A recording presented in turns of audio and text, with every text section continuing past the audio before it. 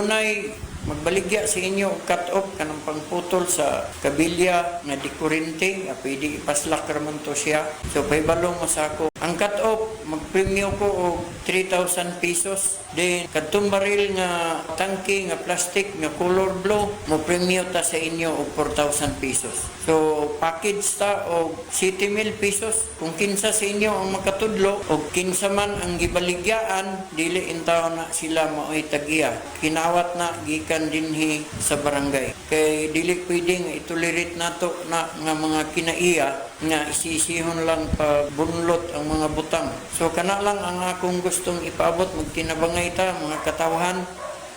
Bullseye! Bullseye! O di ba mga katropa? No, adunay 15 ka mga volunteer sa mga barangay.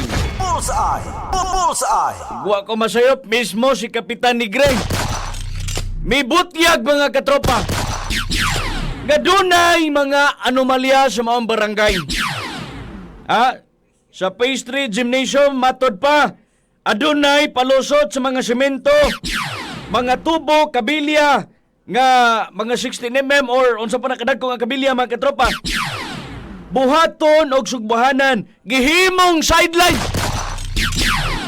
Bullseye! Bullseye! Unya, kung kinsay magkakuan sa cut-off, adunay 3,000 pesos nga reward. Unya, ang sa barel nga katong tangke, dumukuan si Kapitan og 4,000 pesos overall na sa city. No, kinsa may gibaligyaan ato mga katropa. Ihonghong kang Kapitan Nigre.